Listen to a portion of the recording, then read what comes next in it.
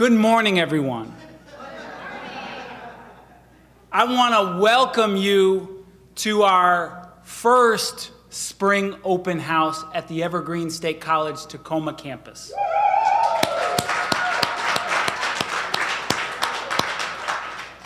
My name is Dr. Anthony Zaragoza, and I am here to introduce our guest speaker for the day. But before I do that, I want to welcome our visitors who are here for the open house. Please, let's give our visitors one more round of applause.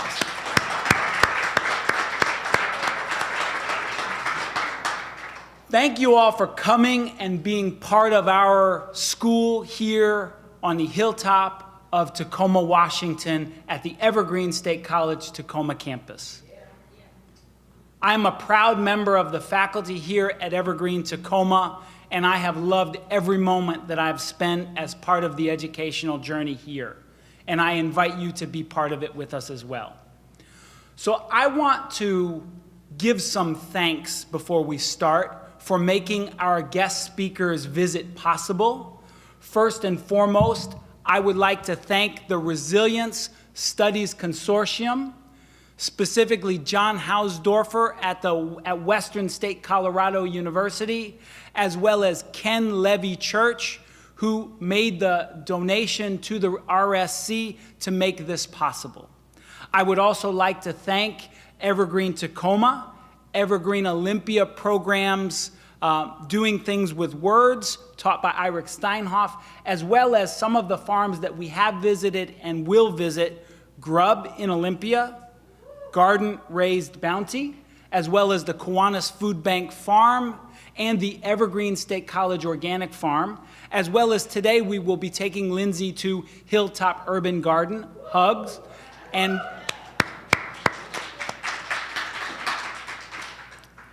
we are very, very lucky to have with us today Lindsey Lunsford.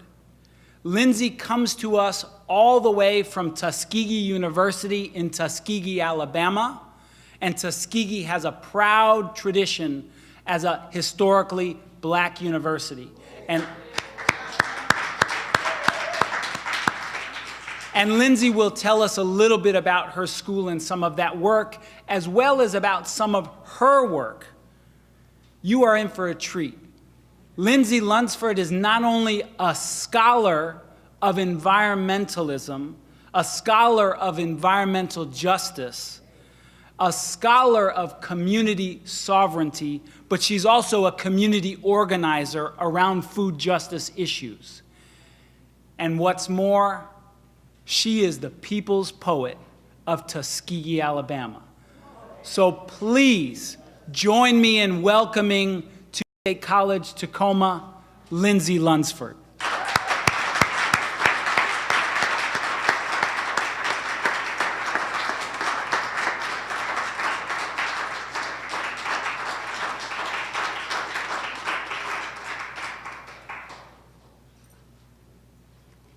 Good morning, everyone. Good morning. I think I need to switch this on. Thanks, AJ. You told me, but I was just like, okay, good morning, everyone. Good morning. Good morning. I'm so happy. Thank you so much, Dr. Zaragoza, for bringing me here. I'm so happy to be here in your presence today. I'm so happy to be here at Evergreen. When Dr. Zaragoza visited our campus last year in 2017, it was just so empowering to hear the story of Evergreen Tacoma, how this place came to be and the type of work that you guys do. And he showed us pictures of the mural, and I was like, I want to see that for myself one day. So it definitely lived up true to the pictures, and I'm very happy to be here today. Thank you. So like Dr. Zaragoza said, I am a poet, I'm a storyteller, I'm a historian, and I like to consider myself a good person, but I'm striving every day. It's a work in progress. And today I've come to bring light, to bring good tidings, and to bring a story. To bring the story of the place that I come from, the people that made me, the people that that you don't see right here in front of me, but the people behind me, my ancestors and the place that I came from. So I came here to share my story, but I didn't just come to talk, because being a descendant of melanated people of an African culture, we are call and response. So this isn't just a one-way lecture. I want to hear from you all today, and we've created space to do that. So please share with me, share your energy with me, and let's make some beautiful ideas, wherever if you are gathered. So let's open up this space. And just getting right into it, before I get into the story, I really want to start off with some of my art. So I really want to begin with a poem today. And this poem will be the overriding concept of our conversation today, and that is Welcome to the Lemonade Village. And I heard it said earlier, hey Beyonce, it's a total play on words, but we'll talk more about that. I heard earlier this morning that Tacoma was a place where you make a way out of no way. Is that true? Yeah? Okay. And that spirit of resiliency is something that is seen in the environmental movement, but it's also seen in people. And it's seen throughout time, it's seen throughout history. In the place that I come from, Tuskegee, we share that with you. We are a place that was made out of no way. And we represented people that kept going when they were told that they couldn't or that they shouldn't. And that's what this poem reflects. So like any lemonade village, I come from a place with its ups and its downs. And when there are downs, there's a lot of downs. The violence, and not just physical violence, there's spiritual violence. There's so many attacks on just the way of life, the eradication of peace in a global understanding. And so what I mean by this is hypertension, diabetes, poverty, high light bills, being so stressed out over how you're gonna pay your bills that you forget how to live and how good it feels to hug your children.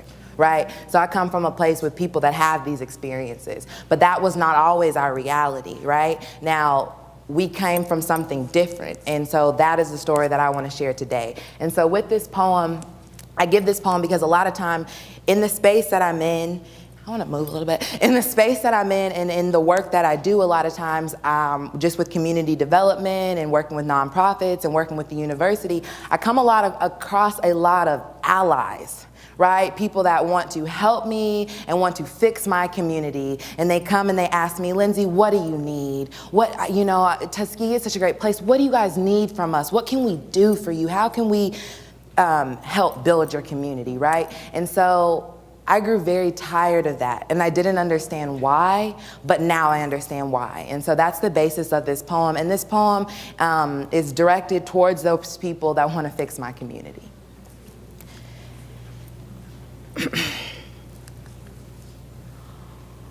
Welcome to the Lemonade Village.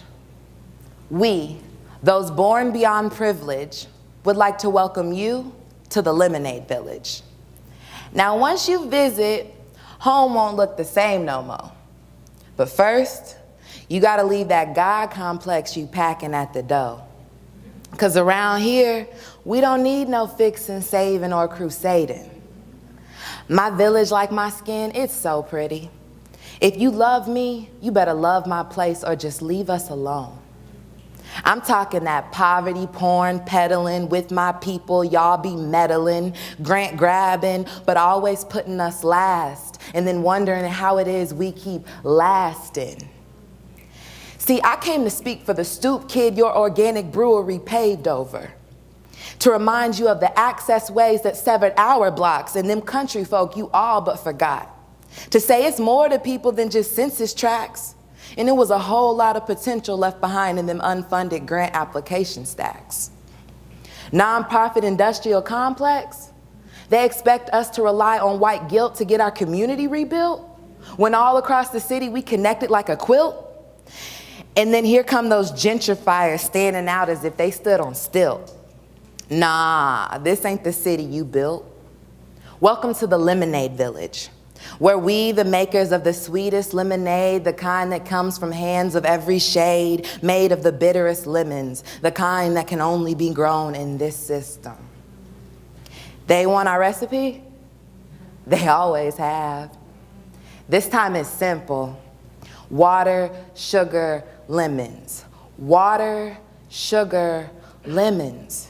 Oshun, it always begins with the water. From the way our plants grow to the direction our futures will grow. See, they knew damn well it was lead in our water. Call it sins of the father, another broken altar. We would have been better off drinking our own tears of joy and sadness. In life, what kind of madness is this? These utilities, they drown in us. These disconnect notices surrounding us. But we still find a way to water these collards because we know this food, well, baby, it's gotta grow. The water always saves us, even when we can tell they're still afraid of us, but still wish they could just get a little taste of us. Part 2, it's that sugar. See, the sugar, it's in the city, it's in the country, it's the flavor, it's the jaw, it's that real, it's that raw, it's that sweet talk, that smooth walk, it's that soul. We got them country tunes. I'm talking that red velvet cake, that Iverson crossover, the ability to still get over when they holding you under. It's that beat, it's that bass, it's that rhythm in your face. It's that sticky bread and cocoa butter. Love don't get no sweeter than the kind of a black mother. And that's what our communities were built upon. Praying hands and kissing lips, like the way that sugar sits on them country girl hips and rocks like ships when they switch. Our sugar's in our soul, and we just mix it with that flow. And then add in all them lemons life gave like it was a gift.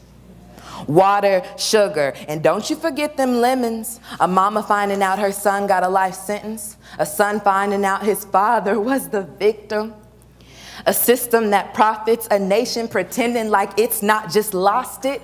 Put a white line of sand around our city and pray they don't cross it, because what passes as assistance are often direct attacks on the people's resistance. Your change shouldn't be an end to our existence.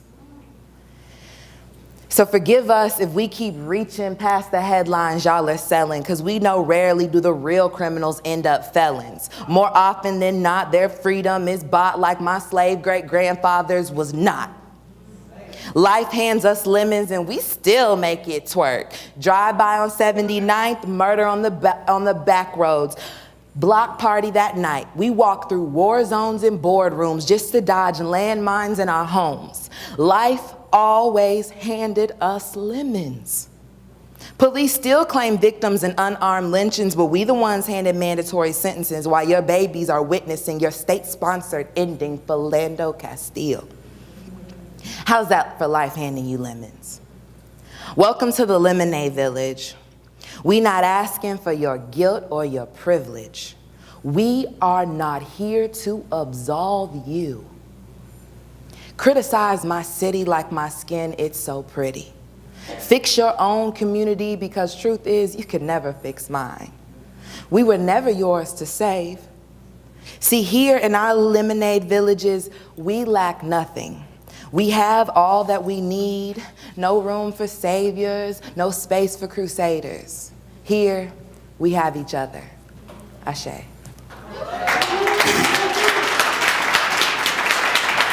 Thank you. Thank you. Thank you. Thank you. Thank you. Thank you.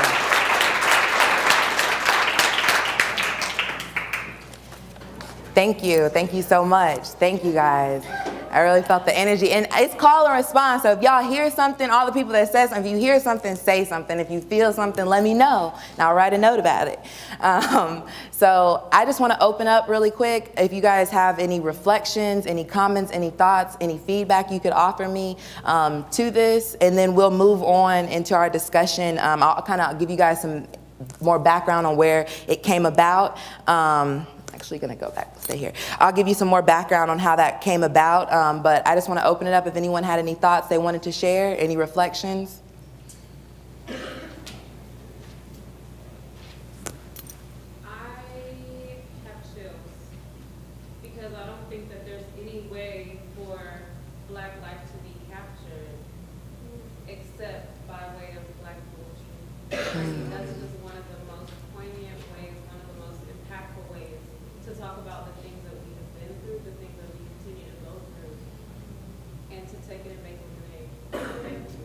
Thank you. Thank you.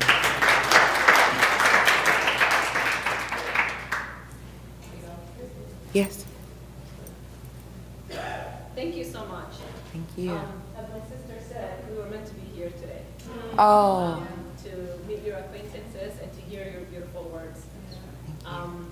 So we live in the state of Washington, and it's one of the wealthiest states, but yet again, you look at our communities, we're being pushed out, and our children, it has the largest private school enrollment for K-12, and our public school is falling like, what, 44 in the nation? And that should just show you that this is the new system of slavery. And we're community organizers, and to hear your words, we can only fix our problems when we build our own system, when we build our own cities, when we are the resilience communities that walk in front of our children, and that's when the next generation will have a sustainable and living system that will work for them. So thank you so much. Your words really meant a lot to us. Thank you.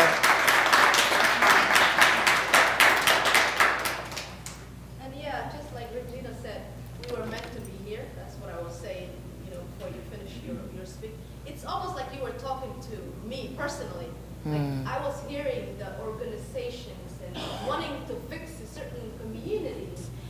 That is like us in someone background, refugee and immigrant background coming to America, and our communities, we understand our issues, and we understand what is lacking, and just like everything you spoke about is just speaking to me directly and my own community, and others who are trying to come and fix us, and we're always saying, you can't fix us.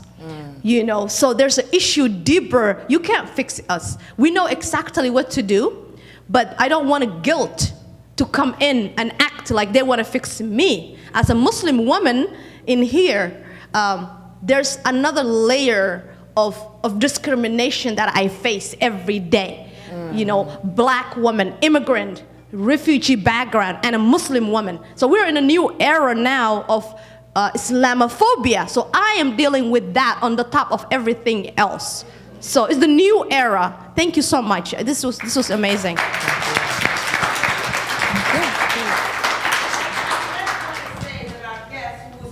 A member of our learning community, I hope. When she says that, she's not complaining. What she did, she ran for school board. So let's be clear. So she doesn't sit and make an analysis. She ran for school board. Okay, I just needed to say that. Maybe we take maybe one more. Anybody else have a comment? If not, we'll keep going. Okay. Thank you. Thank you so much for your feedback. That really helps inspire me. And so kind of just some background on that poem. Like I said, that's the poem that I give when I'm called to different spaces. A lot of time, different conferences, programs, they want to bring people of color in, and they want us to speak and represent and talk for our communities. And I was asked to do that, and I was like, all right. You really want to hear what I have to say? And I'm going to be like the only one like me in the room, and you want to hear what I have to say?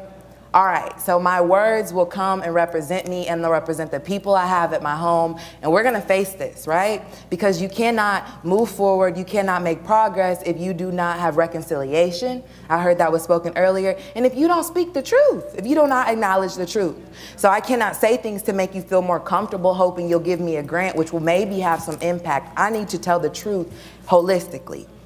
And then 2 credits, I always do it for the culture. Beyonce, Lemonade, that concept really inspired me. The video inspired me. Her talking about her grandmother always making lemonade. And I felt like that is just what we all do. All of our grandmothers and grandfathers and our ancestors, we are lemonade, right? Just us being here.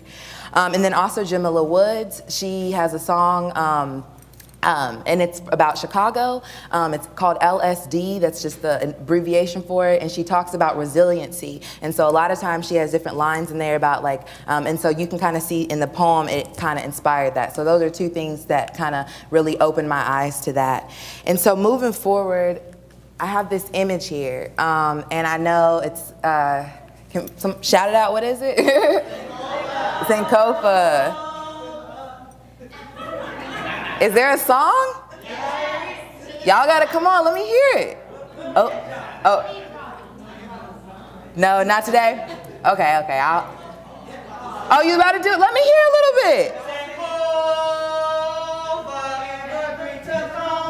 Sankofa, Evergreen Tacoma, enter to learn, depart to serve, Sankofa, Evergreen Tacoma.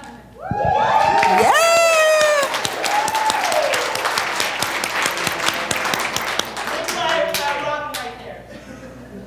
You? Oh, look, and you were the one shaking your head. I didn't know. Thank you. Thank you so much for your contribution. Thank you for letting me hear that. So I brought the Sankofa today because I feel like to really get into this and to get into my story now, to tell you where I come from, and really to tell you the work that I'm doing now, it's this Sankofa bird. So with that, really quickly, can one person just tell me what the Sankofa bird means, what it symbolizes?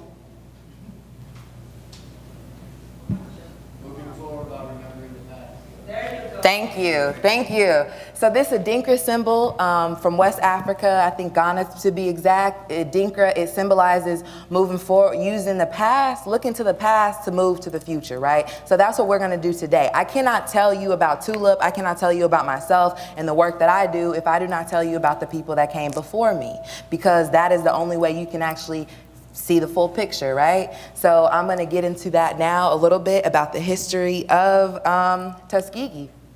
So you have here a statue. This is a statue that's on our campus. It's called the Removing the Veil statue. Really quickly, anybody heard of Tuskegee before today? Show of hands. Okay, good, good. What do you hear about Tuskegee Airmen, stuff like that? Well, today, you better say that, girl. That's my hero. She said George Washington Carver. If you don't know, you're gonna know. Yes, but so much more than the Peanut Man, as you will see and feel and hear by the end of this afternoon, by today. So coming from this, we have the Removing the Veil statue. And so this is Booker T. Washington, who is the first principal of our school. He's often credited as the founder of Tuskegee University, but the history is a little deeper than that. He is our first principal of Tuskegee University, and of course his efforts did found and did make the university possible, but there was, like I say, and so what I'm gonna be showing you I call this peeling back the layers. So you hear a story, but there's usually a story underneath that story, and that's where we can get to the full picture and the truth. So there's a little story behind that story. But this statue represents him lifting the veil of ignorance from the Negro people, right? And so this is a man enslaved. He has, he's lifting the veil and educating people. And so Tuskegee was founded July 4th, 1881. The 80s were a good decade, but they weren't that good. 1881, Tuskegee University was officially founded, and it was founded on the grounds of an former slave plantation. And so I'm gonna get into this just a little bit more, but a lot of people, so when you hear about Tuskegee, when you hear about Alabama, when you hear about Macon County, which is the county Tuskegee is in, you usually hear about the university, the institution, and the people there. And that's amazing. You know, our legacy is great, but it goes much deeper. Before there were the slaves brought into Tuskegee, before there was the population that was there was the indigenous Tuskegee Indians. And this is actually a photo of a Muskegee woman, which is a tribe that is right next to Tuskegee, very comparative. Now, the Tuskegee Indians, right? For me, this is kind of where we have to really, really begin with these great, mighty, unsung people. So the Creek, so Alabama, as you know, the indigenous people of America, they were Native American people. They were melanated people. So they don't necessarily look like Pocahontas as the Disney image portrays, but they were a melanated indigenous people. And so a lot of times the nation in Alabama, which I'm referring to through the Black Belt, was inhabited by what is called the Creek Indians. Now the town that I'm speaking of, Tuskegee, was inhabited by a unique culture and tribe of people called the Tuskegee Indians. Now, each Indian tribe had a different faculty, a different thing that they were known for. So you had the Tallahassee Indians, you had the Eufaula Indians, just like here in Washington, you'll hear names like Tacoma, you'll hear these different names. These aren't just names taken from the cosmos, these were people that are no longer here. And the only thing they left behind was a name, spelt for them by someone else. So the Tuskegee natives, right? I'm not even calling them Indians, the Tuskegee natives, they inhabited this land. And looking up, just going to the history of Macon County, one of the things that I found was that there have been indicators found in Macon County of people making sand-tempered pottery that lived there before the birth of Christ. Before the birth of Christ. So I'm talking about civilizations that built pyramids in Alabama. I'm talking about civilizations. Thousands of years these people dwelt in this space. A lot of times you think about Alabama and you think about Leonard Skinner. Like it doesn't go back too much further than maybe slavery. It starts with that boat. But I'm telling you that these people dwelled here before Christ. So you usually hear about their story at the moment that they came in contact with Europeans. Now, the thing about the Tuskegee Indians, like I was telling you, each Indian tribe had their own faculty. So you had the Eufaula Indians. Now, each tribe, their faculty would be something different. So maybe the Eufaula Indians, for example, would be hunter-gatherers, while the Notasulga Indians would be your potters. Well, the Tuskegee Indians were the warriors. Tuskegee literally means warrior. Now, there are many variations of spelling in there. These people were so obliterated that their language was not studied, and it's hard to find some of these original facts on these people. A lot of things have been done through oral history, and they eventually assimilated into the Cherokee tribe, so there are Cherokee informants that report on these people. Now, what happened to the Tuskegee Indians, they were the warrior tribe. Now, being that they were the warrior tribe, if there was a dispute within the nation, within the Indian nations, they would come to the Tuskegee Indians to handle that dispute. Similar to if you might think about like Sparta as a nation. That does not mean, as they were a warrior nation, that does not mean they were warlike people. But their battle, their claim to fame, they were the protectors, right?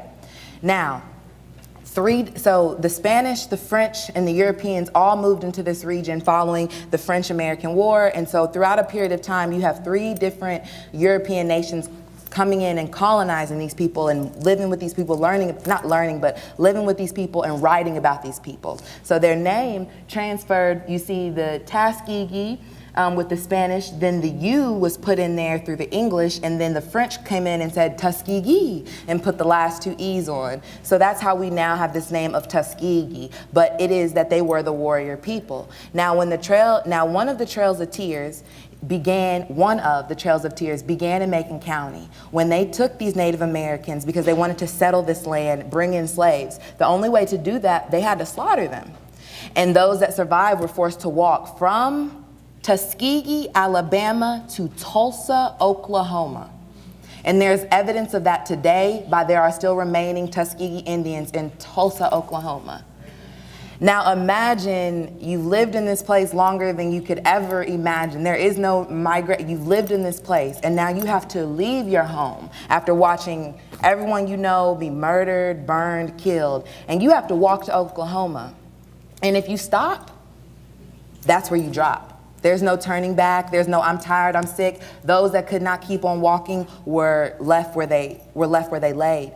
So you have this mass exodus of people. And so this was written about in the Montgomery Advertiser. They were dispossessed in 1836 and 1837.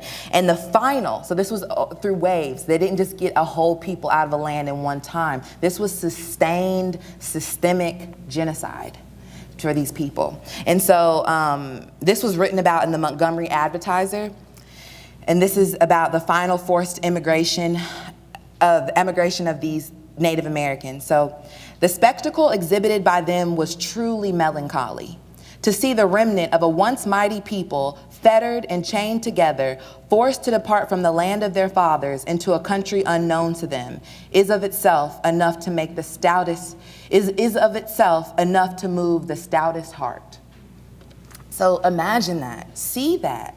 You got these people, these beautiful warrior, mighty, the mightiest of the mighty, who fought and fought and fought and fought until their numbers dwindled and dwindled and dwindled. And then the last of the last, the strongest of the strongest, were chained together and walked from, somebody Google it, from the distance, look it up on your phone, the distance from Tuskegee, Alabama to Tulsa, Oklahoma on foot. So you have these Tuskegee Indians, so their blood saturates the soil. Their spirit inhibits the land. Why is Tuskegee so important? Why has it been able to birth some of the greatest and most remarkable contributions to American history to date? Because it is on hallowed ground. It is the ground that these people dwelled in for centuries, fought over, died over, prayed over, cried over. And so from this place gives birth to an institution, which will become Tuskegee Institute. 768 miles. Thank you. 768 miles. Who feels like walking a mile right now? 768 miles, right? With your children. Through the winter, right? Through the winter. And there are no roads, there are no streets. You're walking through terrain, gun on your back. These are the people that are forgotten. These are the people who dwelled here longer than any of us. And so getting into that, now we have, so that tells the story of these Indians who were removed from this land, right? So now you have this culture, this civilization, this nation of people gone. And what moves into this land are more European settlers and their slaves. Now, why is this land so important? Because the soil is so fertile. That's why people live here. That's the connection of land to people. People don't live naturally where they cannot produce, where they cannot thrive. People live where they thrive. These people died over this land because they knew the sanctity of this land. And so the America's Black Belt, which is where Tuskegee is in, and I want to talk about this because a lot of times when we talk about different regions in the US, we forget about the Black Belt. And the Black Belt is where you have the highest concentration of rural people, the highest concentration of African American people in the nation, and also the highest concentrations of poverty. This is one of the places that is most overlooked when it comes to legislation. This is one of the places that if we can protect and uplift because of the amount of health disparities that come from this one region, it creates a drain on the national budget. So if we could uplift this place, it would literally uplift the other regions throughout the US. So the America Black Belt.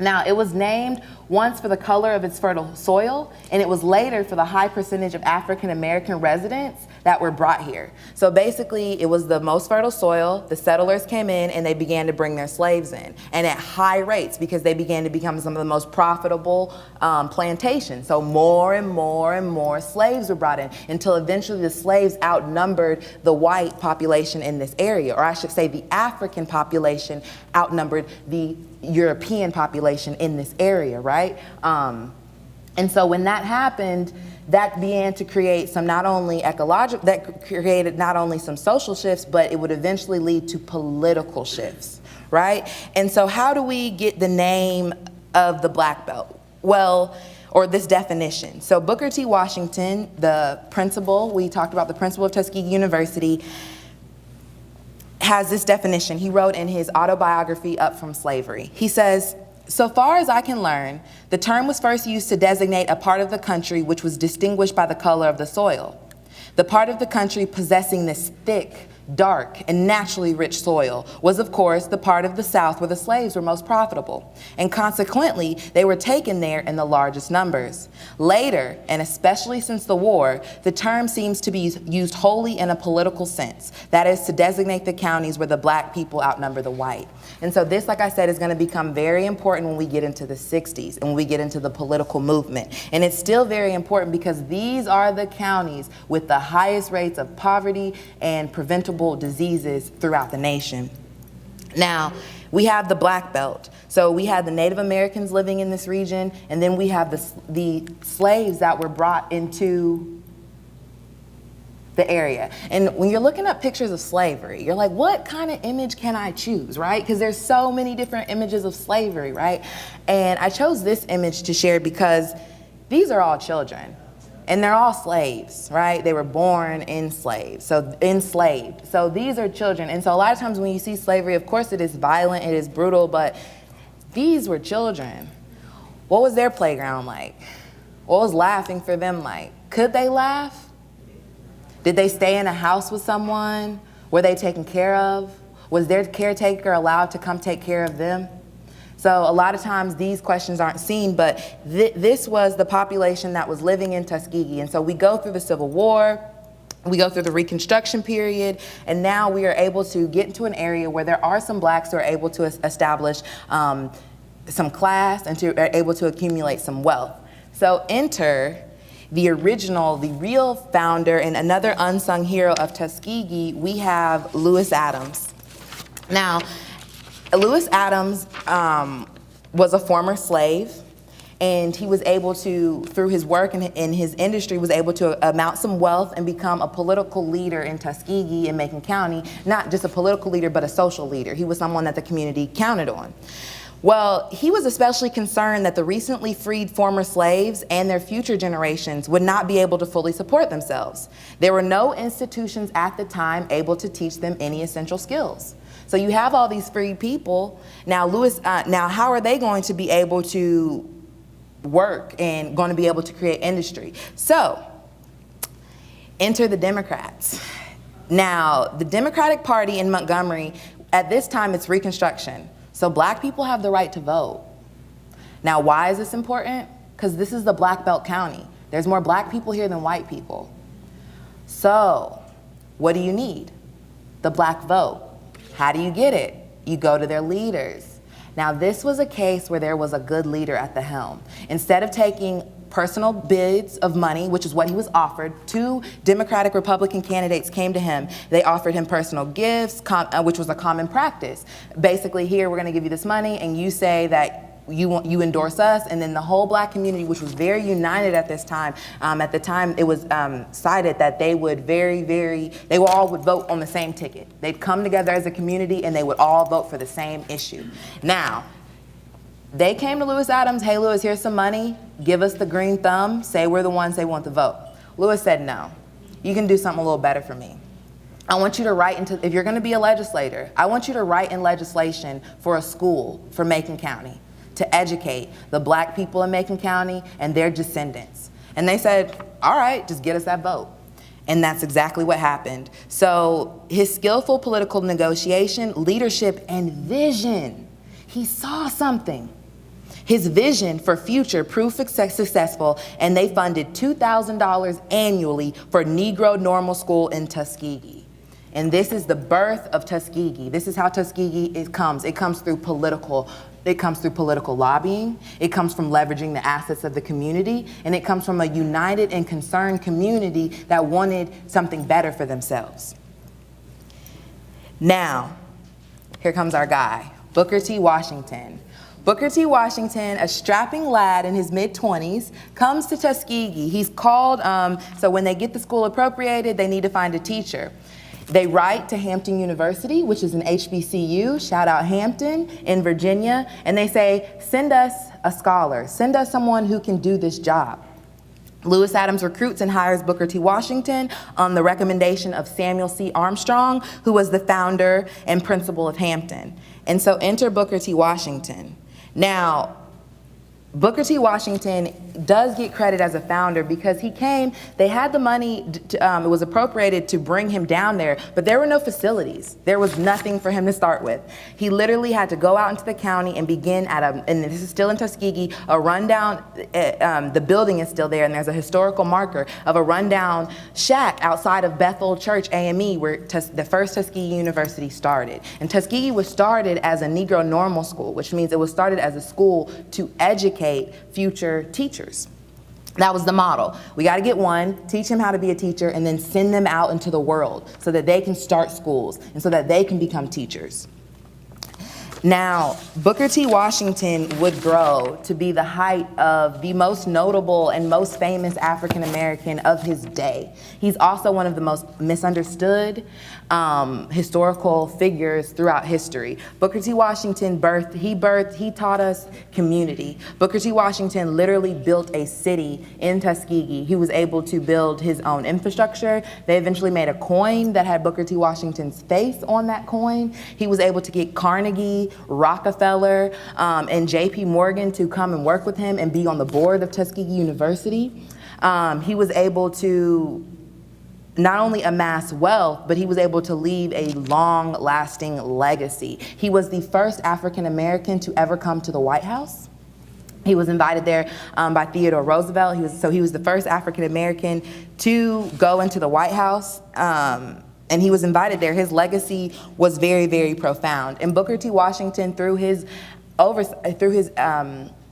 commitment to not only just educating people, but he wanted to educate them whole. Like, he wanted to teach their mind, their body, their soul. He taught them about hygiene, about how to, because these are just recently freed enslaved people that were never able to wash themselves when they wanted to wash themselves. They were never able to take care of their homes the way they wanted to. So now here it is, here's your freedom, what do you do with it? And so they created not only a curriculum, but a way of giving, a way of understanding that looked at a person as a whole person. And he preached and professed not only classical education, but practical education. Booker T. Washington said, every man wears pants. So if you know how to make pants, you'll always have a job. And so at Tuskegee, they produced their own everything. His home was the first home in Macon County to have electricity. And he had a 24-karat gold inlaid sauna in his home in the 1800s. Black excellence, right? Goals. Goals. And so not only was he great, he knew how to pull in great people around them and give them leadership. And so this is a picture of one of the classrooms in Tuskegee, and this is actually George Washington Carver's one of his laboratory classrooms, and these are students that he's working with. So this is a time pre-Jim Crow. Like, this is before Jim Crow. You see African American men in this photo. They're not pictured, but also it was just as important at that time, women. They were there in equal numbers. So African American men and women learning about chemistry, learning about science. And the school was designed by Robert R. Taylor, who was the first African American to graduate from MIT. So the buildings were impeccable because he believed in bringing in the best he could find and giving them agencies, employing them. So Tuskegee became this mecca, this place where black people could actually get a job in the things that they wanted to do in their crafts. Because other than that, their best option was maybe a maid, a porter. This was a place where they could come and be what they were meant to be and use their God-given talents. Booker T. Washington hires George Washington Carver. And Booker T. Washington and George Washington Carver come together and they create what is now looked at as the modern cooperative extension or extension program, which is at every agriculture university. And they built this program together because they wanted to take the education from the university and apply it directly to the communities. And the first extension agent ever, a lot of people do not realize this, was an African American man appointed by the US government, the Department of Agriculture, and his name was Thomas Moore Campbell. And he came up under these men. And so Carver deserves so much recognition because Carver could have been easily a gajillionaire for his age, right? Carver was sought after highly by Henry Ford to come and work in his plant. And the idea of the plant is often credited with Carver. So Carver was able to influence and bring in a lot of people that were like, hey, come here, we'll make you rich. I'll give you all the money you can ever think of. I'm Henry Ford, right? Carver would not leave. He would not sell his recipes. He said, I want to use, because he created a very useful recipe for paint using old US used oil. And so he was always about reusing things. And he invented a science called chemurgy. And chemurgy is about reuse, absolutely zero waste. When Carver came to Tuskegee University, they had a lab, like they were setting up a lab for him. He said no. He went to the trash heap and he pulled out items, found items, and he created his first laboratory from 100% recycled found items that he came from the garbage. So some of the most amazing and beautiful contributions to especially sustainable agriculture were started when this man took trash and made it treasure, took lemons and made lemonade. And so Carver believed that waste was antithesis to God, that basically trash was a slap in the face to God, that God made no waste. There's nothing, he said, you cannot find trash in nature. Even dead bodies decompose and feed the soil. There is no waste in nature, so how dare man make waste? And so Carver believed in this legacy, and also a lot of sustainable practices that we use today, Carver pioneered 100 years ago, like crop rotation, which really helped with the Dust Bowl migration and the boll weevil. Carver was used nationally. He wrote letters to Gandhi, advised him on different nutrition plans, there's so much Tuskegee history and legacy, but a day, a week, a class could be taught on just the contributions of George Washington Carver. He was one of America's greatest scientists, and Dr. Carver helped the people by taking everyday products like peanut shells and repurposing them into actual value-added goods. So Carver created 200 products from just the lowly peanut and over 100 products from just the sweet potato. He was able to make things like vinegar, library paste, candy, butter, cheese, pickles, all out of these items that people were overlooking, teaching these farmers, because at this time, you would think, oh, the South, these formerly enslaved people, they've got all these food. Cotton was king. People did not grow their own, people were not able to grow their own fruits and vegetables because they were under the sharecropping system. So at this time, literally, cotton would be planted up to people's doors. And they would be going to the store, going on lease to buy food that was unhealthy and not feeding their body. So that was where the need for agriculture and the need for science came in. And one thing about Carver that's very notable is he was a brilliant artist in his own right and was given a scholarship and was actually would have been able to go and pursue a life as an artist. But he said that his people and his people needed his science more. The world could enjoy his art, but it needed his service. And that's what he saw. And so Carver not only taught Southern farmers soil conservation, he gave the South a new lucrative industry, which was peanut products, yielding over $60 million annually. So Carver, and he could cook too. He came up with some of the best recipes. So Carver was a huge legacy. And this is a photo at the bottom here. This is Thomas Moore Campbell becoming the first African-American extension agent. This is Booker T. Washington in a raised bed garden. This is a farmer using some of the work that was taught here at Tuskegee. And this is one of Carver's greatest contributions to date, the Jessup wagon. So basically, instead of okay, we've got these students on campus that are learning stuff, but how are we reaching the people? So Carver created this wagon where he would have soil testing equipment, basically a full laboratory and classroom on wheels. And he would go into the country, he would have farmers come and bring samples of their products, and he would be a one-stop farm resolution shop. And it was from this wagon that Extension grew and used their ideas. So moving into a more modern time, we have Rosa Parks. Now, Rosa Parks was born in Tuskegee, and a lot of the civil rights movement, like Rosa Parks, was born in Tuskegee. In June 1957 in Tuskegee, Alabama, a boycott took place that lasted almost 4 years, causing 75% of white-owned businesses to close. The issue of the boycott was segregation and voting rights. So Tuskegee, with this man right here, they bring us the Supreme Court case Gamillion versus Lightfoot, which actually makes it illegal for gerrymandering in this nation. Because again, like I said, the Black Belt, there were so many black people living here when we got to the 60s, and Tuskegee's been here for generations. These people have degrees. There's also the VA hospital, which was brought there by Booker T. Washington. So these people are doctors, they are lawyers, they are politicians, and they are more educated than a lot of their white counterparts. And they also have the voting power. So the power structures structure pushed back against this by creating a gerrymander and basically circling an area and saying all these people can't vote. And so gerrymandering became illegal because these people fought against it and gave us Gamillion versus Lightfoot. Now that was one generation of activism. Enter my boy, Stokely Carmichael and Sammy Young. Stokely Carmichael, chapter 6 of his book, The Black Power, is called Tuskegee, Alabama.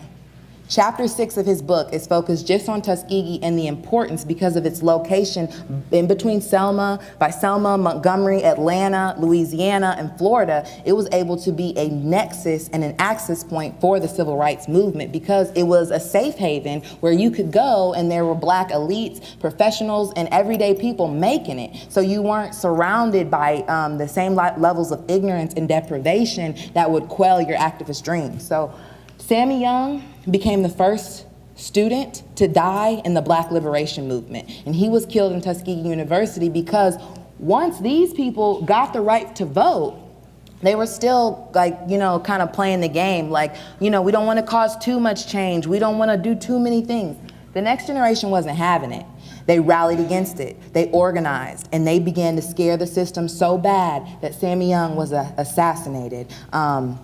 In Tuskegee, Alabama, which then sparked an even greater and added fuel to the young activists that were founding the Black Liberation Movement. Sammy and Stokely were also good friends. Now, you see down here, February 3rd, 1965, the Tuskegee University students, through their advocacy, brought Malcolm X to campus where he spoke. Malcolm X was assassinated 18 days later. So it's very powerful that this place drew so many people to it.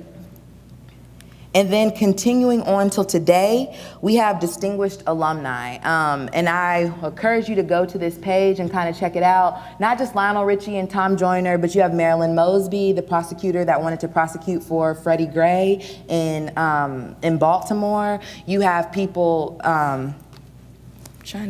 you have a lot of people. You have Richard Wright that came through Tuskegee University. You have people like Keenan Ivory Wayans. Throughout history, Tuskegee has always been a present maker of culture and creator of people. So that is my village.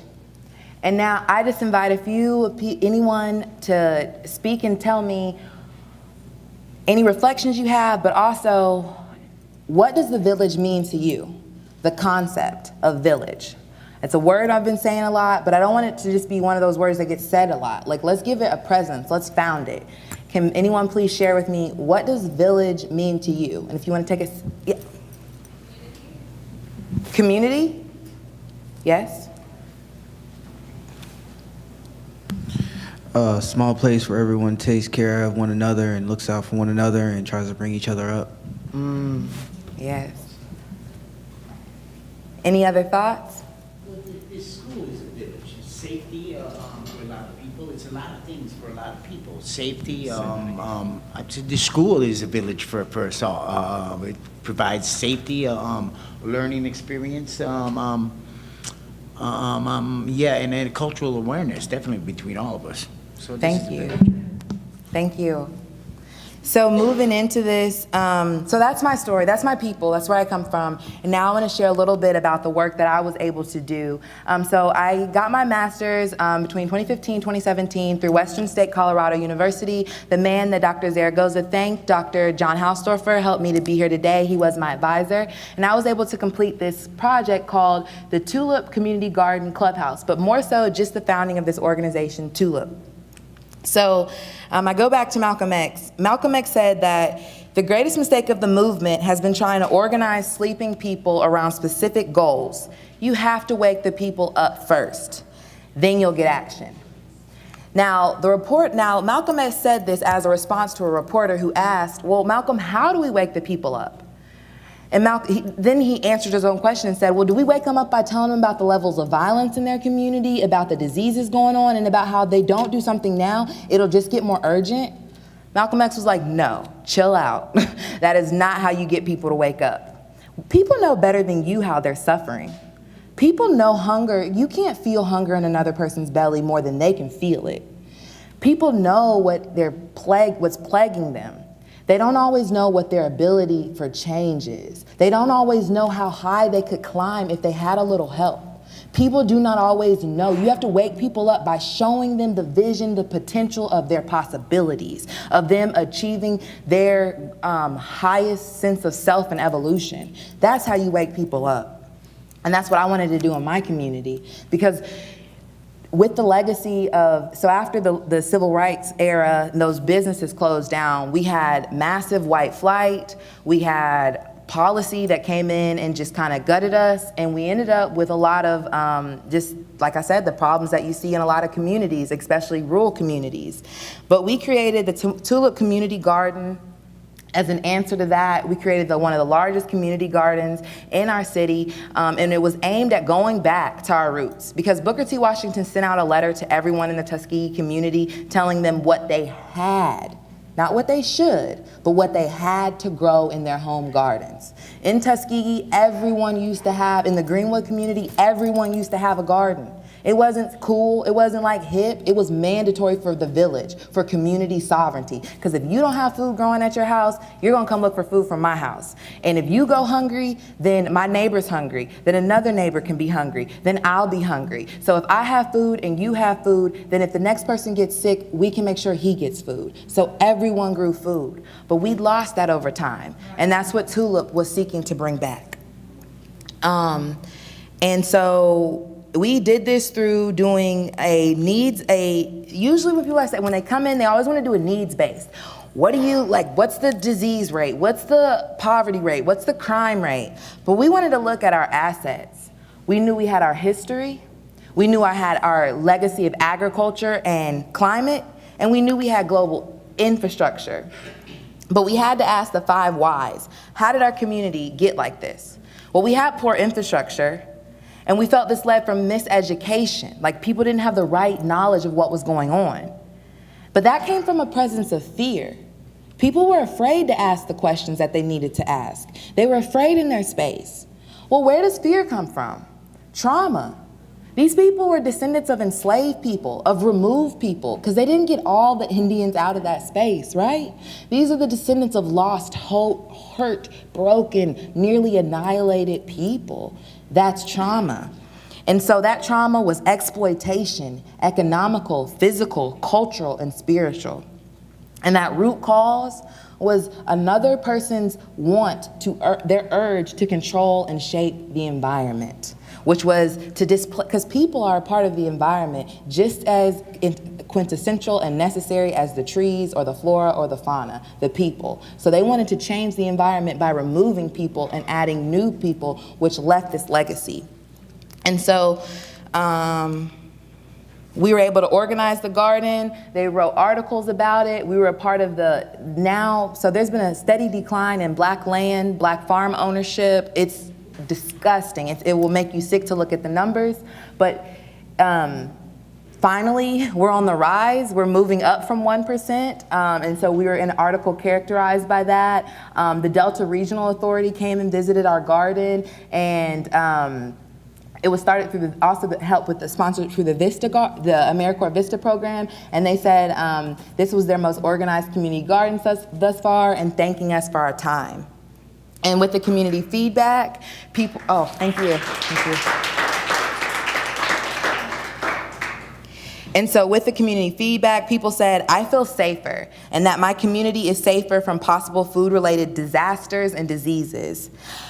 The TULIP project, or the project provides a unifying opportunity for the community at large.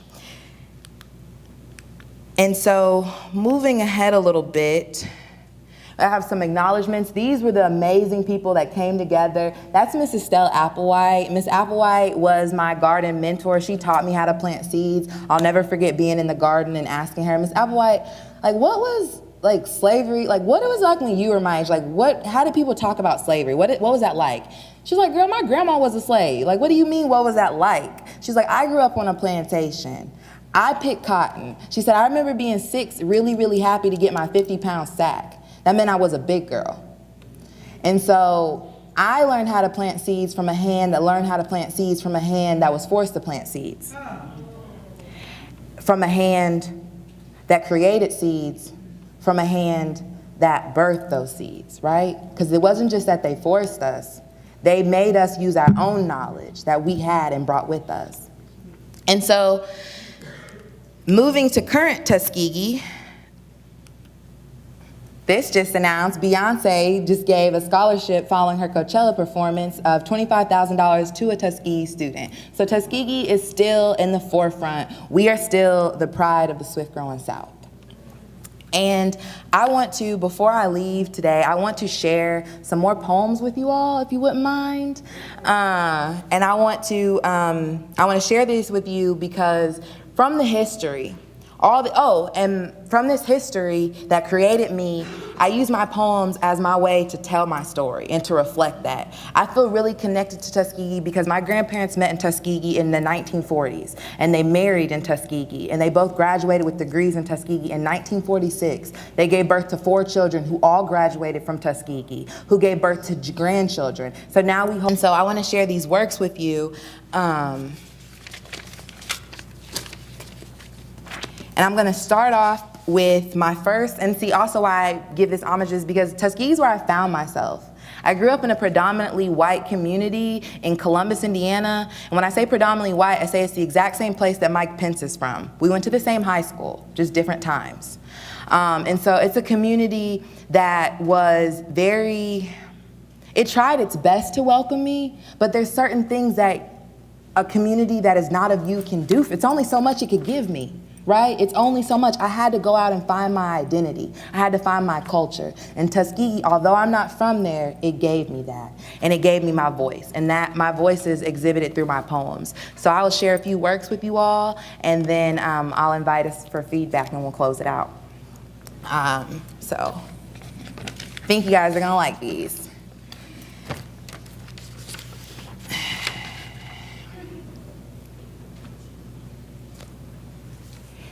If they had their way, they take the B from black and just leave lack. They call me less when I'm so much more. They lie to me about my history to ensure a constant state of misery. They take the pride from the people by telling them they are nowhere near equal. But you gotta do a lot more. You gotta do a lot more than 4 consecutive centuries of slavery. You got to do a lot more than decades of separation, segregation, interrogation, annihilation, and near intimidation to make us believe that we were not the ones who built this nation. See, you call my relaxer low rate. You mock the chitlins and collard greens on my plate. But you mock my big hips and my thick lips, but you get injections in your face, and we the disgrace? Forced to believe we second place in this race? You want me to forget reparations when universal law, you reap what you sow? And we did a lot of work in them fields. So time will come when we yield our full harvest and bounty. See, my speak, our cool, that swag, that's what always had them waving that Confederate flag. See, you hate us because you want to be us. So sad for your ancestors. They never knew that one day it wouldn't be the cool thing to be the slave master's son. That one day there'd be more pride left in the neck of every slave that was hung. But I harbor no hatred for you or your kin, because I know even you are astounded by the weight of their sin. But I promise, swear for God, it'll never happen again. All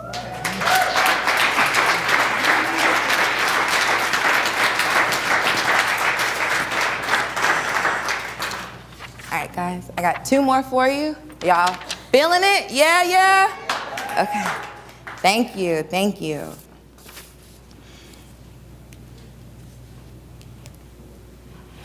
They speak of dreamers, but I came to speak to the realizers, the ones born fighting to be free, the ones who can still see all the bodies hanging on trees.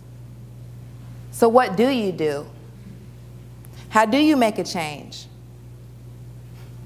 It don't come through legalization, legislation, negotiation, or hesitation. It comes from the screams, the shots, and the strikes of the Haitian. It comes from seeing the humanity in the type of men that work sanitation. It comes from the direct opposition to the blinding inequity of this nation. See, the realizers, they fought until they received that mortal gunshot. And then they gave their Holy Spirit just in hopes that we may one day hear it, come to revere it, not fear it. Because politicians with cocaine-crusted noses rain down terror on my people like open 1960s water hoses. In the blood it falls like fresh-cut roses while they steady part my people like their name was Moses. That's why the sea is red, because of every ounce that we have shed.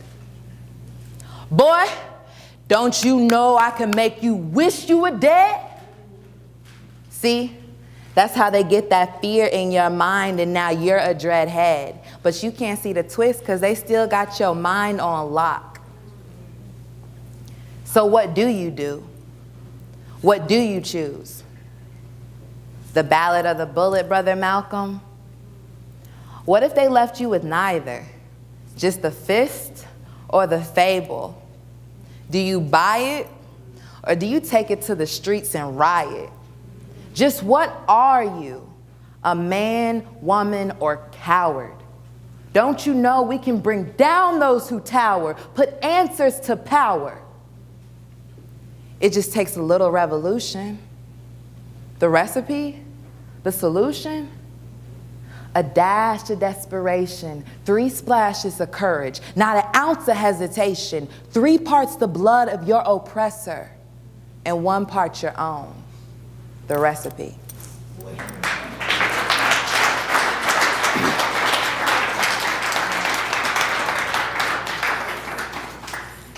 I'm gonna end you guys. People always like, Lindsey, do you ever write like happy poems? Like love poems? No. I don't. I'm trying to rally the troops on an everyday basis. But this is my closest akin to a love poem, and it's been a while since I performed it, so pardon the paper.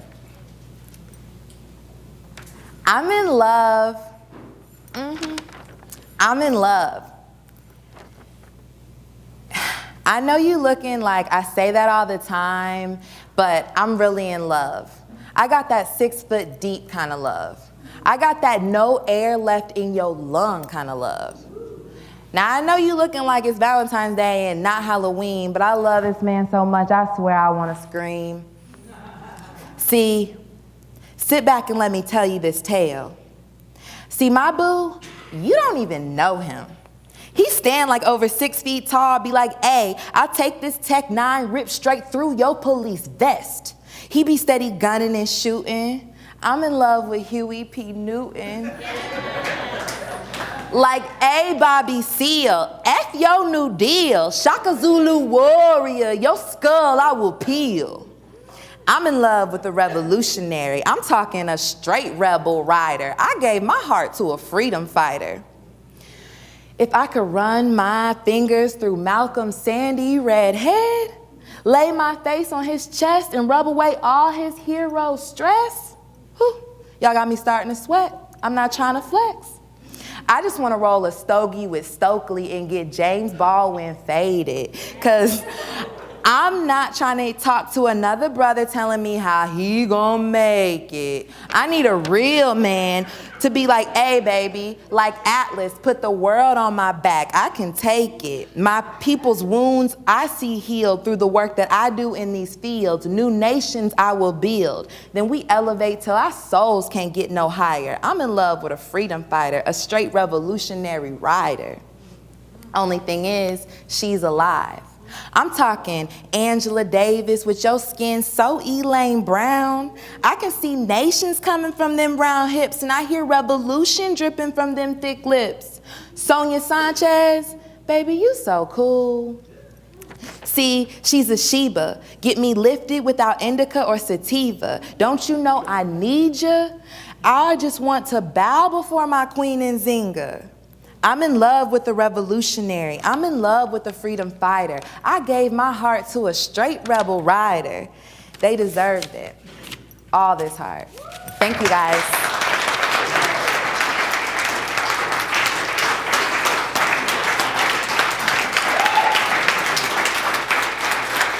Thank you.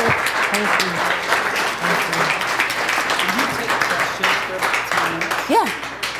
Thank you. Thank you. Thank you. So let's take questions for 10 minutes or so, and then we'll do our give back.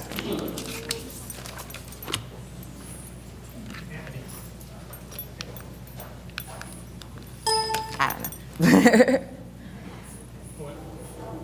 Yeah, I'm ready. Who would like to ask the first question of our guest?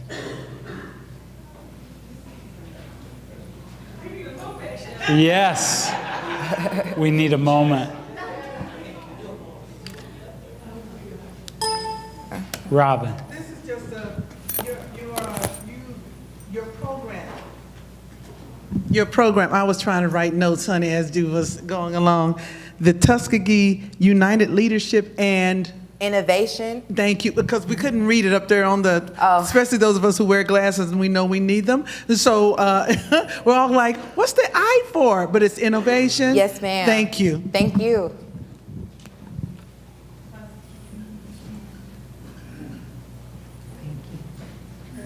Leadership. I'm sorry, Tuskegee United Leadership. Yep. An innovation program. I just want to know, are you still involved in Tuskegee University, right? Yes. Okay, you sound very, I'm very, how do I want to say, you sound very proud of where you, with the university now. I thank you very much for the information. Thank you. It's not give back. Questions. Questions.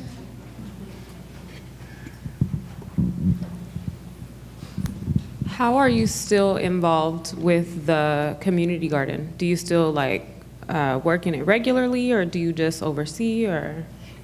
So thank you, that's a great question. So since founding the TULIP program, I've now started working, I've transitioned to a new position. So I'm the Sustainable Food System Resource Specialist for the university. So I'm working on looking at how to take some of the successes from TULIP and look at using those across the counties that we serve in the Alabama Black Belt. We serve 12 different counties in Alabama. So now I'm working at looking at the food system from a larger angle. So I'm not able to work as much in our garden, but I still assist Jasmine Ratliff, who was my predecessor. I helped train her for a period of like a year and a half and worked very closely with her, and she's now the community garden coordinator. And so I work to help, it's always gonna be my baby, but it's like one of those things that we have to learn. Like sometimes you create something just like a child, you gotta let it go so you can keep growing and it can keep growing and going. So since then, Jasmine now oversees the project. You said that you serve 12 different counties? Yes. How many, do you know how many gardens you have in each county? No, so that's one of the things that we're looking to assess now. So the university, we don't want to just go in and create the gardens there, because you'll just go in and you just create these gardens, right? So we look more at asset-based community development, which is basically looking at the communities that already have gardens and trying to see what can we do to link those, centralize those so that they're not competing. Because what we saw with our garden is once TULIP got notoriety and people heard about it, it was like the other gardens were people weren't giving them as much support. People were like, well, oh, they're not the garden, you're the garden. But no, we need many gardens. And so we're not trying to be like the Walmart of gardens.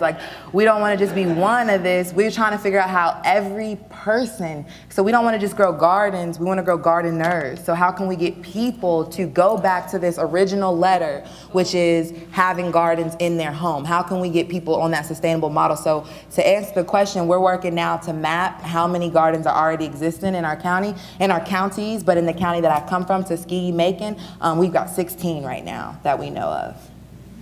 Yeah, together with the garden idea, you mentioned preventable disease in the region. How you link the two projects together? Or it's something separate? Yes. Thank you for that question. So we do suffer from a lot of the diseases that you see in a lot of communities: hypertension, diabetes, and a series of other like you said, preventable diseases. And so a lot of the people, and also like mental health, although that's not always preventable, it can be definitely induced and it can be definitely predicated on people. So how we deal with that is with our community being open, we are open to the people, especially like with the diseases. So like when you see that picture with Ms. Applewhite, she suffers from diabetes. And so she's been able to use the garden and the food from the garden to help mitigate her diabetes, and also the physical activity. So we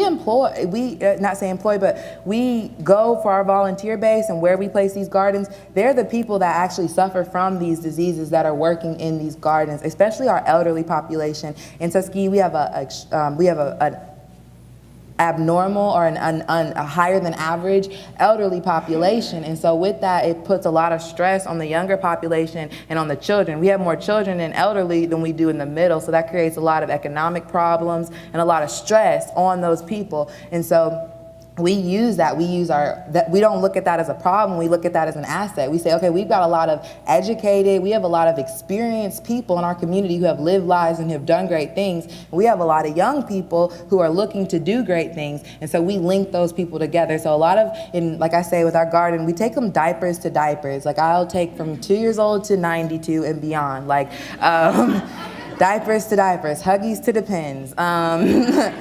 They're all welcome to the garden, and especially people with mental health issues. We've had a lot of people like that working in our gardens, and it's just been able to be a cohesive experience because we see each other as neighbors and as community members. I'm coming, Casey. When and how did you start writing poems and like having the courage to just spout your wisdom everywhere? Thank you. For the tape.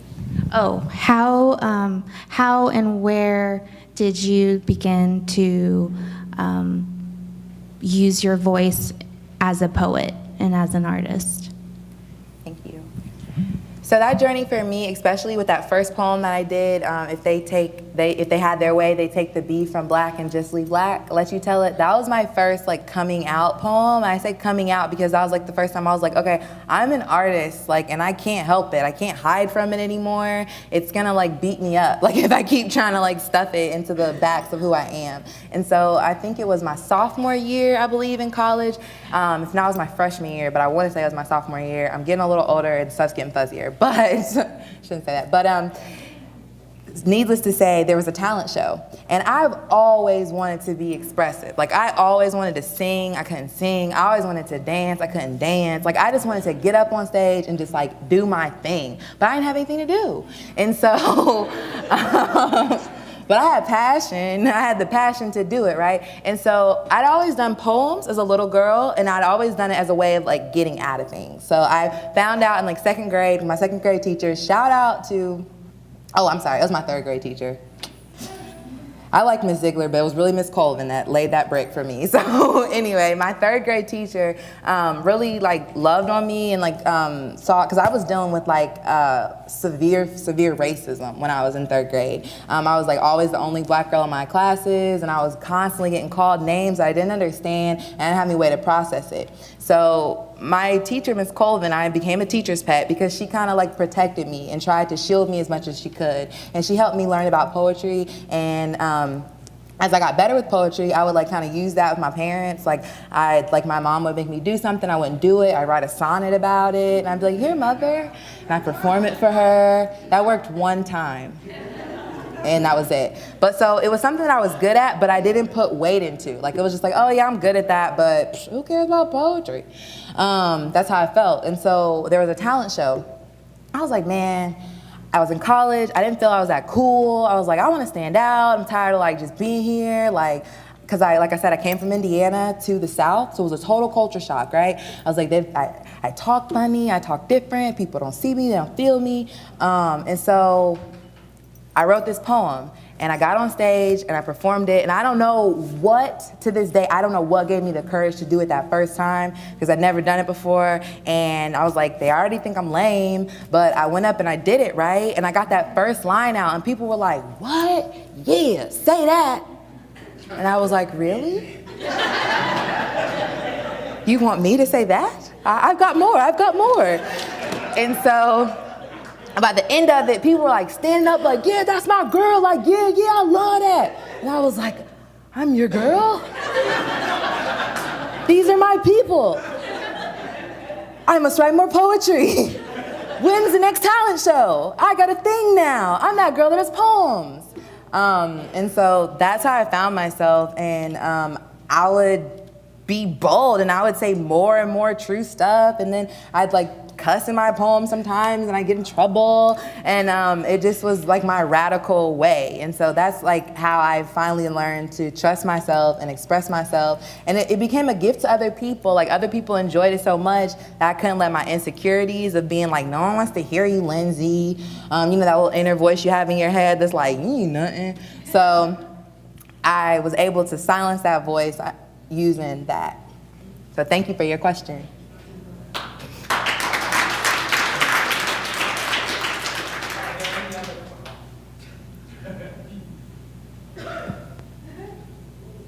Are there any other questions?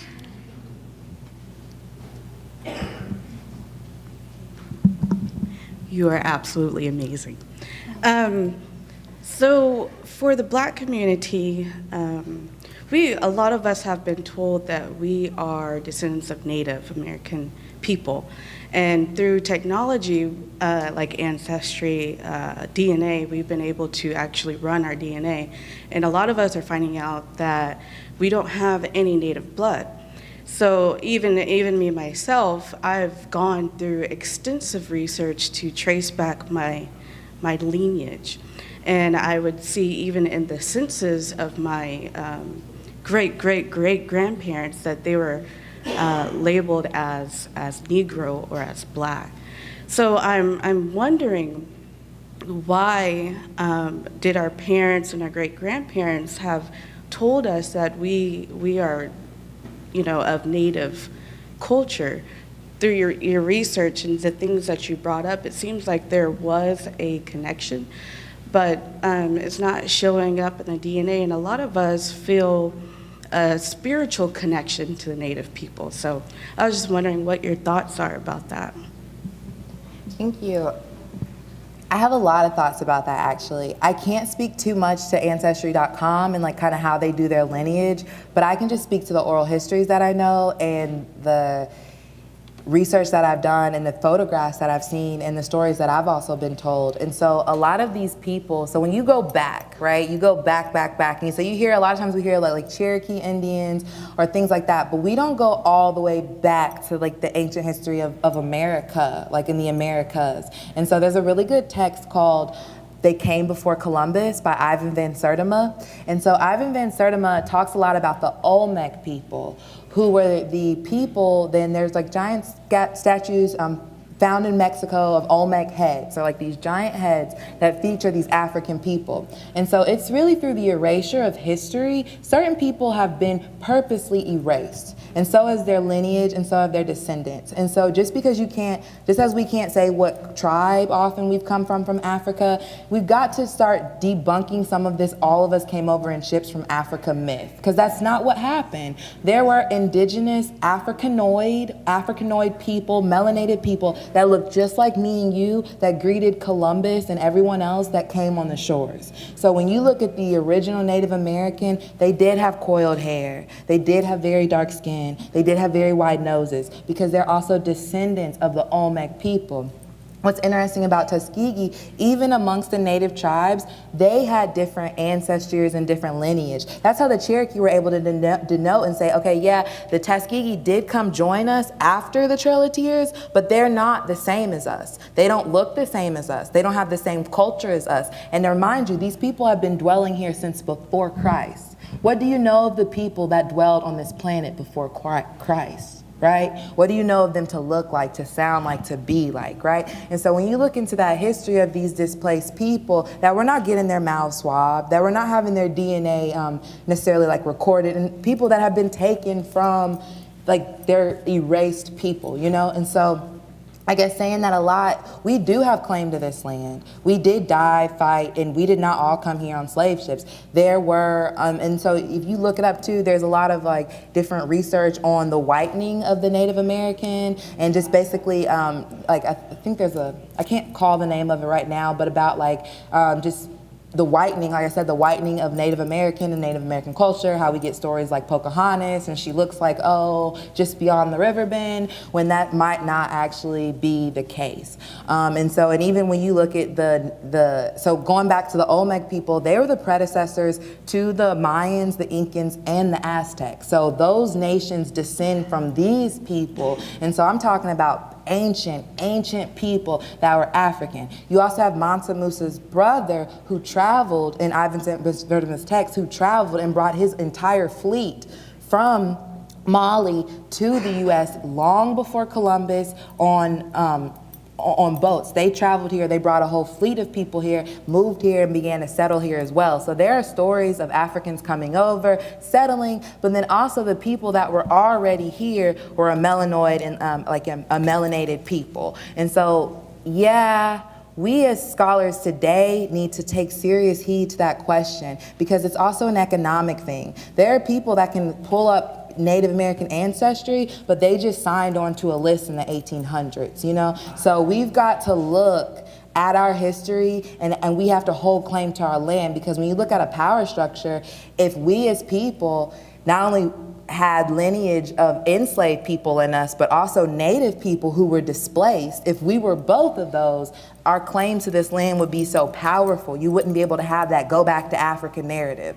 So that's intentional, that we are displaced from those people. But if you look at the dances, the food, and the culture, they're identical to communities back in Africa. So those are our ancestors, and this is our land. And if you have these urges inside of you, it's definitely your work to continue that research and to continue to tell that story, because this land is our land too.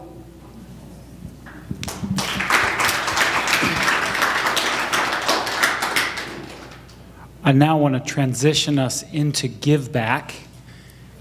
And Lindsey, I invite you to come and sit with us and to listen to the thank yous, the praises, and the give back from our community to you, and thus also back to Tuskegee, where you come from, and the rich knowledge that you bring to us. So the time for questions is over, and now we simply want to transition into a phase in which we give back to our speaker for all that she brought to us. Who would like to begin?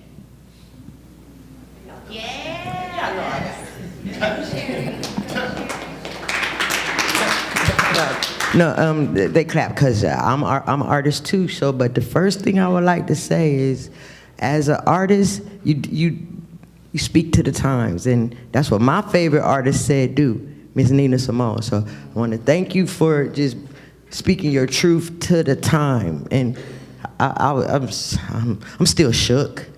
So I appreciate it. I appreciate your honesty and your forthrightness with spitting that fire, because we don't get to hear a lot of truth telling. We get a lot of the whitewashing, like you said. So we appreciate you. We just value you too, and we thank Dr. Z for bringing you here. We appreciate you. Thank you. Thank you so much. Thank you. Thank you so much. Thank you so much for sharing yourself with us. I personally really appreciate your boldness. It was very encouraging. Obviously, our school is super progressive and kind of a different approach to looking at the world. It also kind of saddens me that we have moments like this, because there's still room for us to continue growing, and so you encouraged me to do so. Thank you.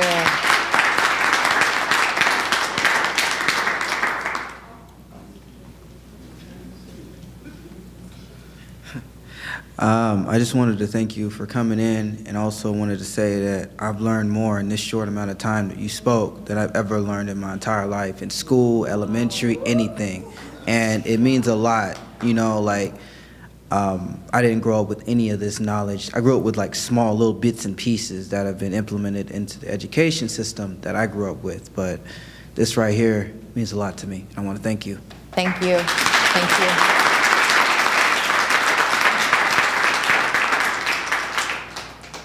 Good morning, ma'am. Good morning. Thank you for coming here. You are very impressive. Thank you for your history. You are a very powerful lady. Who are you? But I thank you for coming here, okay? Thank you.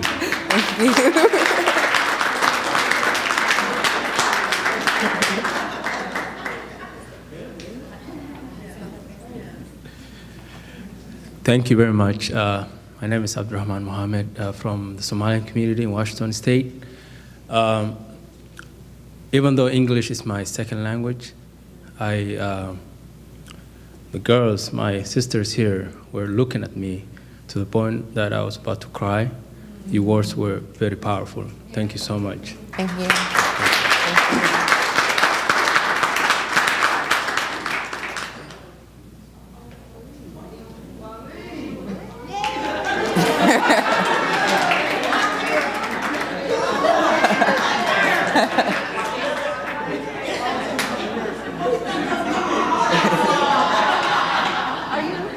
All right, sorry.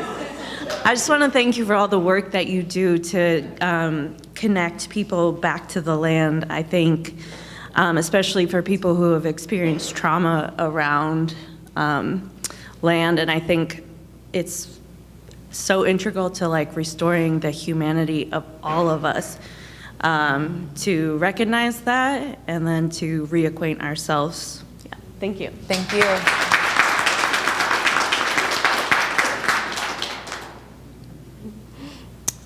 Hi, thank you. My name is Uba, and as Abdurrahman, we call him OJ, by the way. And we always say not the OJ, but another OJ from East Africa. So we looked at him, he was right, and he was almost into tears. And we all were into tears because I felt that you were talking to our soul, not just speaking, but talking to our soul and the truth. And for him, a man within our background, you're not supposed to have tears, okay? So for him to have those tears, that meant deep, that he was in deep with your words and how truth it was. And I was saying to Regina, I want to go to Tuskegee now. Take us with you. We want to go see that, right? So this, we appreciate, and as I was saying earlier, that this, for us being here today, thanks to Shepard, Dr. Shepard, for inviting us, this was meant to be. So I don't believe in accidents. I believe in wherever we are, whenever we are, in that moment, we were supposed to be there. So for us to be here and for you to be here, we were meant to be here. So this day, it is beyond our imagination of being here. We heard about the school, but now we're in love with this school. So thank you, thank you.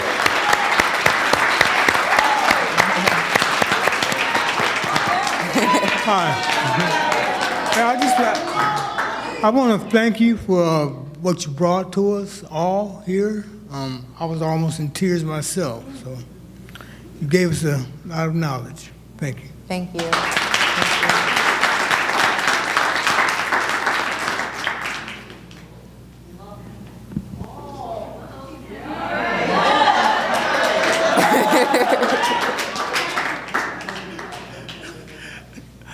Good morning, ma'am. Good morning. My name is Mo. I'm original from West Africa, Côte d'Ivoire exactly.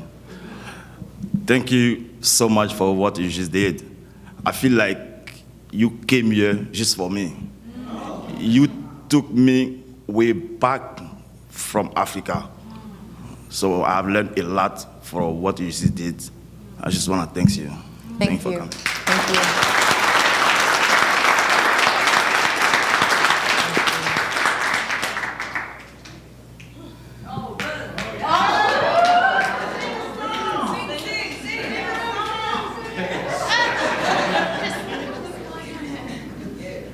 I came to stand to tell you that you have certainly given us a chance to remember that we are never too old to learn good things.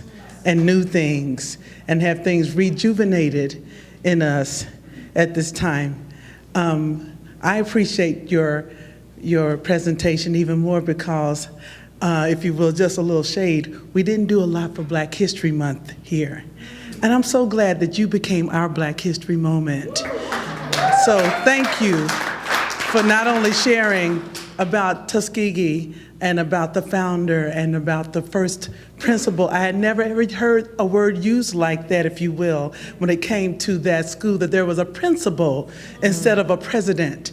You understand what I'm saying? Or a CEO or CEO, whatever. So thank you for sharing all that. Your spoken word is just that, spoken and well. And I could tell the difference between the three people who stood there and gave each poem as you stood, if you will. You were speaking, but there were three ladies that were standing there giving us word today. So thank you for sharing those three ladies' words today and for coming from wherever you came from. We appreciate you and we pray that you will make it back here and come on back and give us a little bit more, right? Go a little bit deeper and tell us how we can also do tulips here in Washington State. Thank you.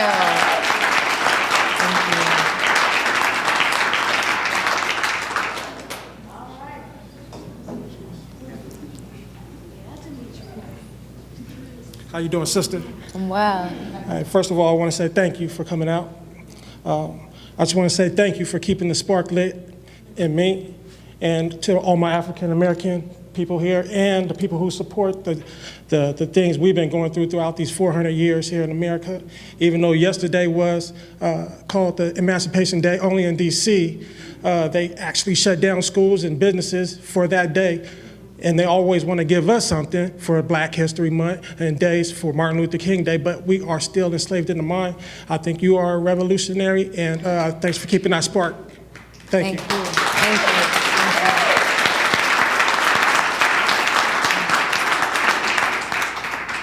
So this is a atypical give back. I just want to say that alliteration though.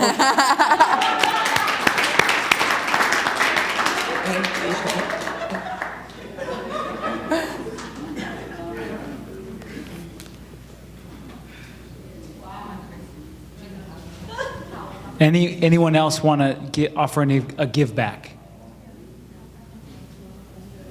We have not one, but two faculty give backs today. Maybe even more, we'll see.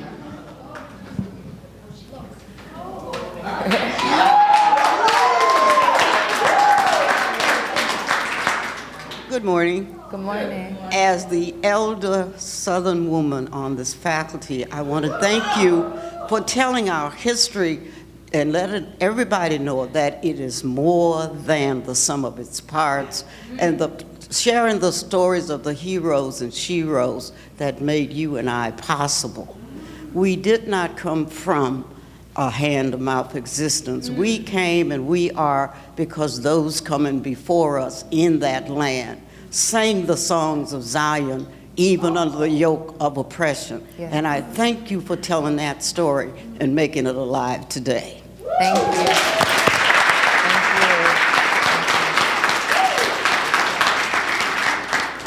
Lindsey, I want to build on what my colleague said, and I want to thank you first and foremost for reminding all of us here something that many of us know, but it's important to be reminded of, that Black history didn't start with slavery, right, on this continent or on any of the other continents around this world. I want to thank you for being the embodiment of reciprocity. We were able to go out to Tuskegee and you hosted us. You gave us endless hospitality. I, like Carlo, learned an immense amount on that trip and brought that back and attempted to share it. But the most important sharing of that was when you came here to be with us. So I want to thank you for the reciprocity and the hospitality, the inclusivity and civility that you've shown.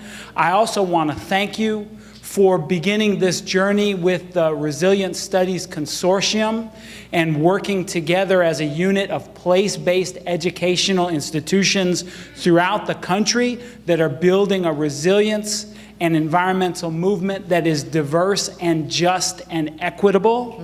And I also want to thank you for beginning a journey of what we hope to create as a link between Tacoma Evergreen and Tuskegee University.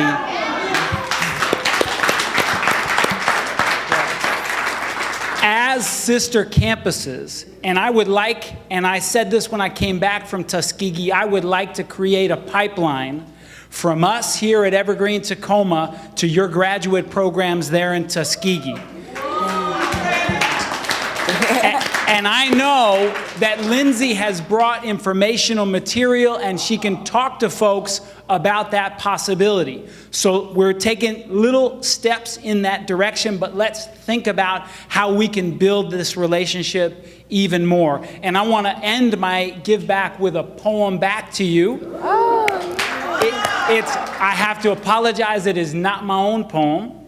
It's fine. But it was inspired, a spark when you brought up Malcolm X and the idea of being awake, right? And this concept of woke. And I first heard this poem by William Stafford, read by a friend, colleague, and comrade, Luis Rodriguez, at an event at Tia Chucha's Press in LA, bookstore, coffee shop, at the event called Dreaming Revolution. And so I offer this to you, to our community, and to our ongoing relationship. If you don't know the kind of person I am, and I don't know the kind of person you are, a pattern that others made may prevail in the world. And following the wrong God home, we may miss our star. For there is a small betrayal in the mind, a shrug that lets the fragile sequence break, sending the shouts, the horrible errors of childhood storming out to play through the broken dike. And as elephants parade holding each elephant's tail, but if one wanders, the circus won't find the park. I call it cruel, and maybe the most important cruelty, to know what occurs, but not recognize the fact. And so I appeal to a voice, a shadowy, remote something, a remote, important region in all who talk. Though we could fool each other, we should consider, lest the parade of our mutual life get lost in the dark. For it is important that awake people be awake, or a breaking line may discourage them back to sleep. The signals we give, yes or no or maybe, should be clear. The darkness around us is deep. Thank you. Thank you.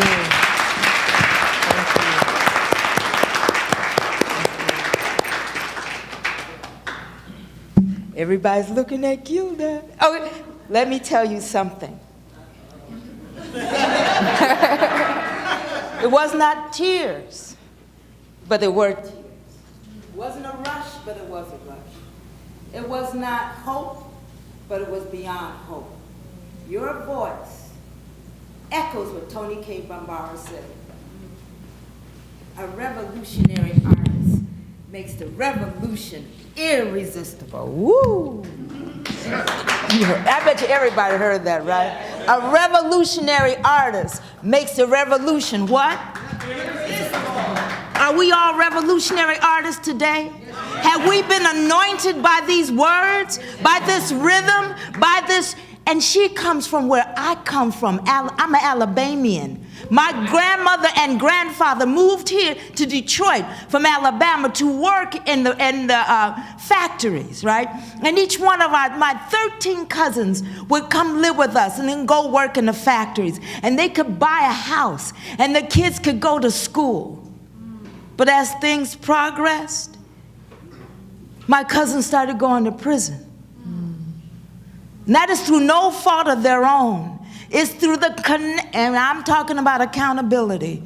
It's through the connections that she talks about of not knowing your history, of being brought up in schools that didn't care nothing about you, of being told when you were young that you are culturally deprived, of saying that your history starts with being enslaved. Guess where she was this morning? Or yesterday. It was yesterday, Monday. She went to the women's prison. She spoke these words at the women's prison. She has no boundaries. When we talk about a village, it embodies the wilderness inside of her. It embodies the wilderness inside of us. James Baldwin said once that his father couldn't bend, so he broke. Let's stand up, because we ain't broken, are we? Every one of you, we are not broken. Let's say it again. We are not broken. And we ain't gonna bend too far. We ain't gonna bend too far. We're gonna dance. We're gonna sing. We're gonna sing. We're gonna shout. We're gonna shout. Let's do the holy dance. That's the holy dance. This is my sister.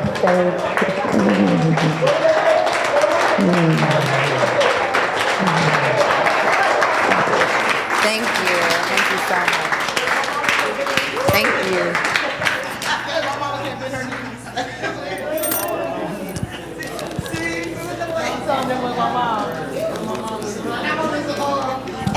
And Dr. McCrary, our math teacher who teaches math with photography. Let's clap our hands. And poetry, and film, and neoliberalism in the neighborhood political economy. Yeah, wants to remind folks. The visitors in particular are invited to attend the seminar classes afterwards. So people from seminars should be sure to help escort the visitors to a different seminar. This is the world, you know. Then look around you.